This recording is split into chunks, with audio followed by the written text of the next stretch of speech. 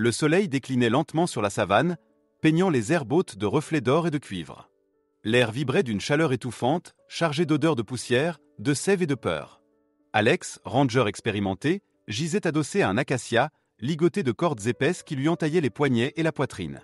Les braconniers l'avaient abandonné là après l'avoir dépouillé de son arme et de sa radio. La rugosité de l'écorce lui brûlait la peau à chaque respiration. Sa chemise déchirée collait à son torse, trempée de sueur et de sang séché. Il essayait de garder l'esprit clair, mais la fatigue et la soif transformaient chaque seconde en supplice.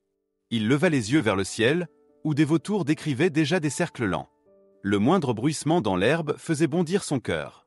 Puis, soudain, un son différent se fit entendre, un pas lourd, mesuré, régulier. Quelque chose approchait. Une silhouette imposante se dessina entre les herbes hautes. Le vent lui apporta une odeur musquée et sauvage. Alex sentit son estomac es enua. C'était un lion mâle immense, superbe, la crinière sombre comme la nuit, les muscles jouant sous la peau tendue. Il avançait sans hâte, mais chaque pas résonnait comme une menace. Alex resta pétrifié. La peur, brute et ancienne, lui glaça le sang. Le fauve s'arrêta à quelques mètres. Ses yeux d'ambre s'accrochèrent aux siens, le jaugeant, le sondant. Puis, sans prévenir, le lion inclina légèrement la tête. Ce simple geste, étrange et presque respectueux, suffit à troubler Alex. Ce regard, il le connaissait. Et lorsqu'il vit la cicatrice longue et irrégulière sur l'épaule droite du lion, son cœur se serra. Oui, c'était bien lui, le même lion qu'il avait sauvé plusieurs mois plus tôt, après qu'une lionne blessée l'avait conduit jusqu'à sa cabane. Ce mâle-là était resté à distance, observant silencieusement tandis qu'Alex soignait sa compagne et leurs petits. Et voilà qu'il se tenait devant lui, libre, majestueux, revenu d'un passé que l'homme croyait clos. Le lion s'approcha encore, abaissant son immense tête, reniflant les cordes qui maintenaient Alex prisonnier. Un grondement sourd monta de sa gorge, profond mais dépourvu d'agressivité. On aurait dit un avertissement ou un signe d'attention. Alex, d'une voix enrouée par la soif, murmura « C'est moi, vieux frère. » « Alex. »« Tu te souviens ?» Le fauve remua une oreille, comme s'il avait compris. Puis, lentement, il ouvrit la gueule et saisit la corde entre ses crocs. Alex sentit son cœur s'arrêter. Les crocs puissants frôlèrent sa peau, mais le lion mordait avec une précision déconcertante.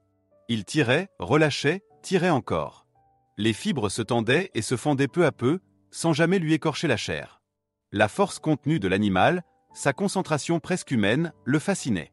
L'homme et la bête, jadis séparés par la peur, partageaient à présent un même souffle. Mais la savane ne connaît jamais la paix longtemps. Un son sinistre, perçant, monta du lointain. Des rires rauques, déformés, brisèrent le silence. Alex leva les yeux. Une meute d'hyènes sortait des herbes, attirée par l'odeur de la chair humaine et du sang. Elles étaient au moins 8, menées par une femelle au museau balafré. Le lion se redressa aussitôt, se plaçant entre Alex et les intruses. Ses muscles roulèrent sous sa peau dorée, sa queue fouetta l'air. Le rugissement qui s'échappa de sa gorge fit trembler le sol. Un cri primal, puissant, une déclaration de territoire et de guerre. Les hyènes hésitèrent, reculaient un instant, puis se déployèrent en arc de cercle, flairant la faiblesse du lion épuisé. L'affrontement était inévitable. Le premier choc fut brutal. Une hyène bondit sur le flanc du lion, mais celui-ci la frappa d'un revers de patte si violent qu'elle retomba, la mâchoire disloquée. Une autre attaqua par derrière. Le lion pivota, la saisit à la nuque, la secoua jusqu'à ce qu'un craquement sec mette fin à son cri. Pourtant, les autres revenaient sans relâche, tournant autour de lui, flairant la moindre faille. La poussière s'élevait, le soleil couchant peignait la scène d'un rouge sanglant. Alex, impuissant, observait, partagé entre admiration et terreur. Cet animal, qui aurait pu l'achever en un instant, risquait maintenant sa vie pour le protéger. Le combat sembla durer une éternité. Les hyènes hurlantes se jetaient tour à tour sur lui, mais chaque fois le lion ripostait avec une précision mortelle. Il reçut une estafilade sur le flanc, un coup de croc à la cuisse, mais ne céda pas. Finalement, les charognards battirent en retraite, boitant, blessés, vaincus par la rage majestueuse du roi des plaines. Le silence retomba, seulement troublé par la respiration haletante du lion. Alex, bouleversé, sentit des larmes lui monter aux yeux. Le lion tourna lentement la tête vers lui. Leurs regards se croisèrent à nouveau, plus intenses que jamais. L'animal s'approcha, renifla les cordes, poussa un grondement bref, comme s'il exhortait à continuer ce qu'ils avaient commencé ensemble. Alex comprit le message. Il se tordit, chercha à frotter les liens contre l'écorce rugueuse du tronc. La douleur lui arracha un cri, mais il persista. Les fibres commencèrent à s'effilocher. Le lion, observant chaque geste, s'approcha de nouveau et mordit là où la corde était la plus fragile.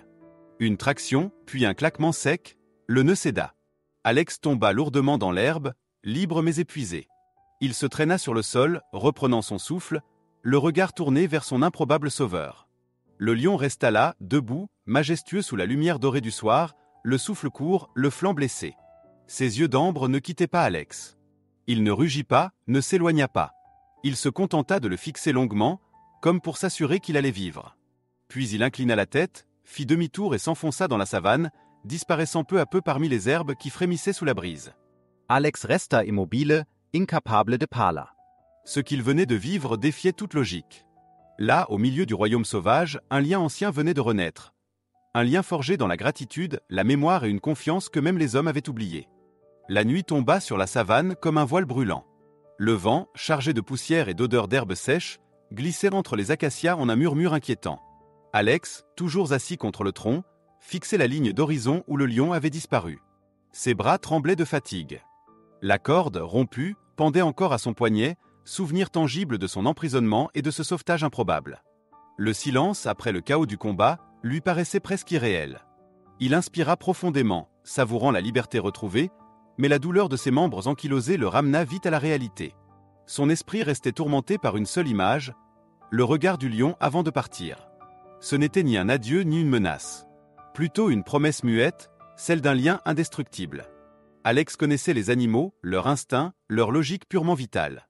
Pourtant, ce qu'il avait vu dépassait tout ce qu'il croyait possible. Cet animal n'avait pas agi par hasard. Il l'avait reconnu. Il avait choisi.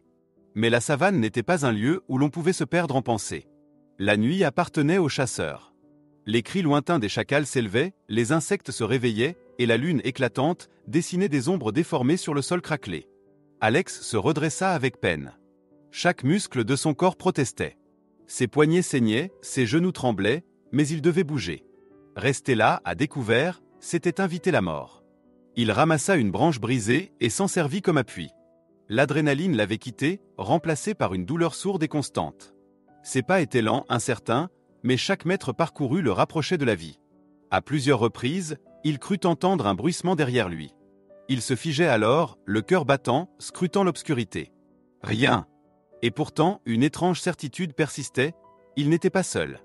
Au bout d'une heure de marche, il atteignit une petite clairière où l'herbe, plus basse, offrait une vue dégagée.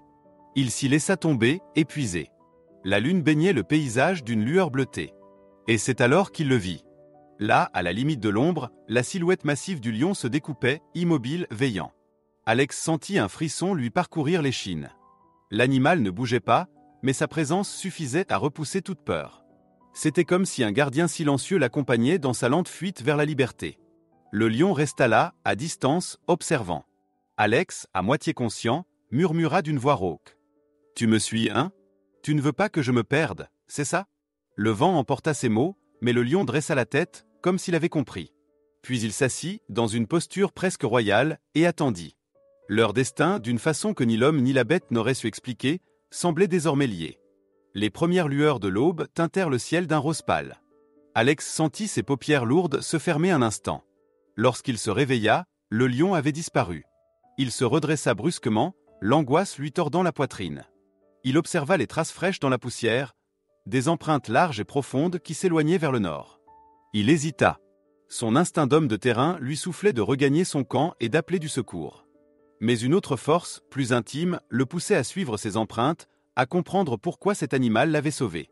Après plusieurs heures de marche, il atteignit une ancienne zone de braconnage. Des pièges rouillés traînaient encore çà et là, vestiges d'une violence qu'il connaissait trop bien. Alex se pencha pour examiner un collet brisé, et une rage muette monta en lui. Il se jura que les hommes responsables paieraient pour ce qu'ils avaient fait. C'est à ce moment-là qu'il entendit un bruit derrière lui, un souffle profond, un pas lourd. Il se retourna. Le lion était revenu. Il se tenait à quelques mètres, le flanc encore marqué d'une plaie superficielle. Ses yeux d'ambre fixaient Alex avec une intensité troublante. L'homme sentit ses jambes se dérober sous lui, non pas de peur, mais d'émotion pure. Le lion s'avança lentement, sans hostilité. Il renifla l'air, s'arrêta à hauteur d'un piège tordu, puis poussa un bref grognement. Alex comprit aussitôt, l'animal se souvenait.